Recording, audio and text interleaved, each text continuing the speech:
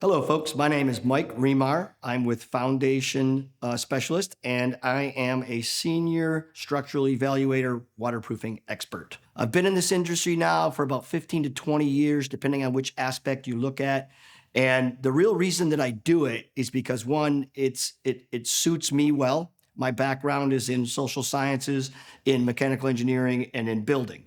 So it's a great way for me to serve the public, serve the community, and be able to help folks pick and choose the right home for them that's a good fit, that will be cost effective, structurally sound, and safe to live in.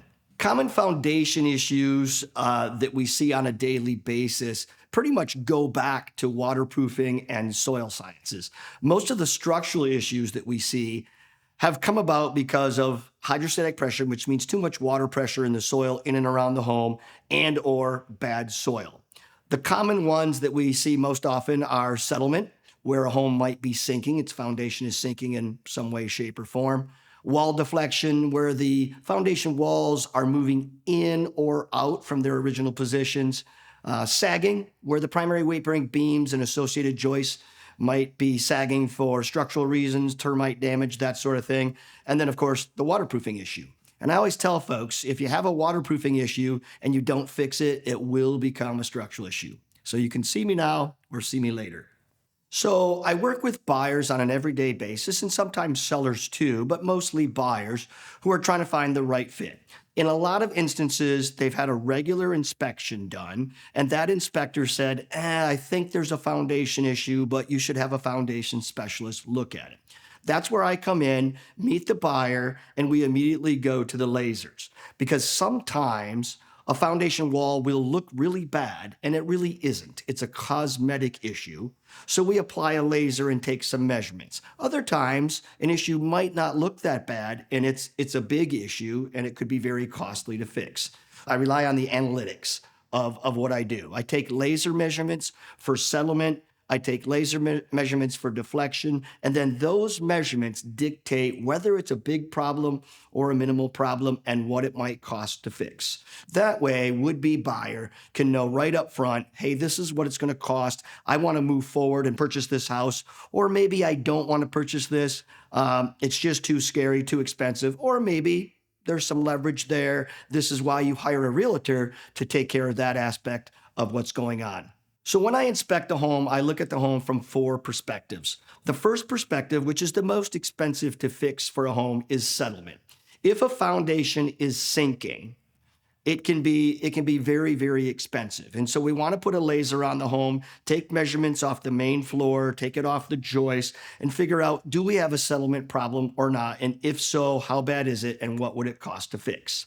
Second is that deflection. Like I had mentioned earlier, we measure the walls to see how much they are deflecting inward, because a wall will move in kind of four stages. The first stage of wall deflection issue is a long horizontal crack. That's phase one. Phase two would be that same horizontal crack with stair-step cracking that follows the mortar joints. Stage three is what's called shearing, where the cracks slide, or the blocks will slide over one another. Stage four, the wall falls down. Now that sounds scary, but within each one of those stages, there are measures that we know to be true based on the longevity of the structure. We apply those measures and then offer up a solution and, of course, an estimate to be able to help buyers figure out what's right for them. When we're looking at foundations, depending on whether it's a poured concrete foundation or a concrete block foundation, or even in some instances, a wood foundation, those categories are kind of different and the measurements that we take are different. In a poured concrete home, they have to crack. And we get calls from customers all the time where they're super concerned about a crack in their poured concrete wall. Most homes will divide themselves into quads: front left, front right, rear left, rear right. And in a concrete poured home, there will almost always be a crack in the middle of the front wall, middle of the back wall, and at each gable end. That's pretty normal. And if they're small cracks and they don't leak, it's not that big of a deal. If the cracks are small at the bottom and they widen at the top, then that's somewhat of a settlement problem. But again, we apply an analytical approach, take those laser measurements and see if that's a big deal. In a concrete block home, the mortar joints are literally little fulcrum points throughout the whole home. So those homes will shift and settle and deflect a little bit. And sometimes they look bad and they're not. And sometimes there is some issues and we need to address those correctly. So when it comes to cracks in the foundation walls, it's best to have a foundation specialist come take a look at it. Money well spent. When it comes to cracks in floors, sometimes that's a guide to what the footer is doing under the foundation, and other times it's not. If you think about the way that the home is built, the builder digs a hole, pours a footer, and then either pours a block wall or a concrete block wall on it. Afterwards, they pour the floor. So the floor is really independent of the foundation. It may trace the foundation and it may not. So sometimes cracks in floors aren't that big of a deal. And in fact, some builders will saw cut the floor originally. They'll have cuts in the floor to make the floor smaller sections, knowing that the home is going to shift and settle a little bit throughout the years. A lot of the foundation issues that we see go back to how much water's in and around the soils with the home and how much pressure is being placed on the home. Things like gutters and downspout extensions are crucial. Sometimes sump pumps and drain tile can be crucial. There's rules of thumb out there for engagement. And this is one most folks don't know. For every foot you are deep in the soil in a basement, your downspouts should discharge water twice that away. So if I'm 6 feet deep in a basement, then my downspouts outside should be discharging 12 feet away. Almost never is that the case. You've seen these gutters and downspouts where they're discharging a few 4 or 5 inches away from the foundation. That's horrible for the foundation, and the fact that it can cause an erosion issue.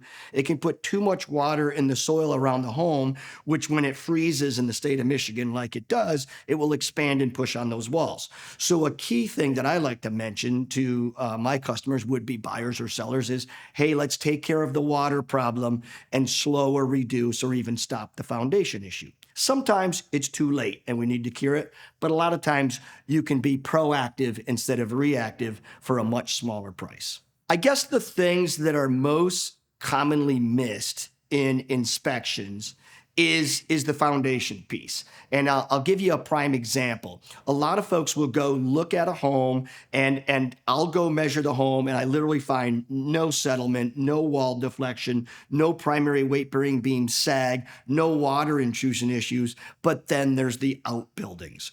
Right? So a garage, which has a footer that's much shallower in the soil than the home, can be a big issue. In fact, I looked at a home the other day where the home, brilliant, nothing wrong with it. The garage, however, was sunk by 2 inches in the rear corner, and because its roof ties to the home, it's literally pulling on the house. If it continues to settle and deflect much more, it will pull the main floor and the upper story, second story of the home away from the house. It will be a huge structural issue with the roof. Same thing with outbuildings, detached garages, sheds, that sort of thing. Any expanse of concrete, back patios. The big one is patios that are in and around a pool. A pool is very heavy. 8 pounds per gallon of water plus the concrete weight. So when that presses down on the soil, it will squeeze water and pressurize on the foundation home. So things like that, driveways, patios, outbuildings, garages, pools, all make a difference in whether a home is structurally sound or not.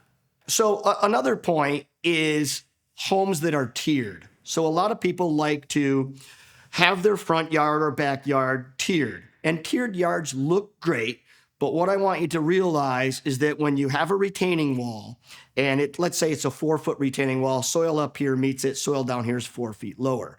You actually change the frost line, because we know that in the state of Michigan, the frost line freezes to 42 inches.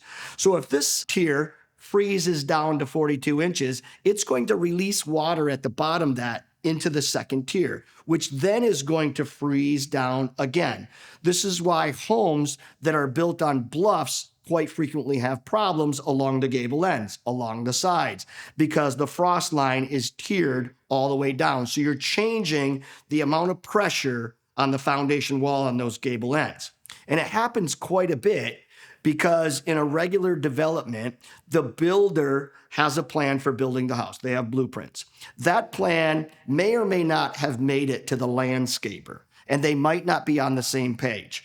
So the landscaper comes in and kind of does what he thinks looks right along the side of the house, but it doesn't function well with the plan that the builder have. And it causes a lot of problems for homes, and we end up going to see quite a few homes that have that issue.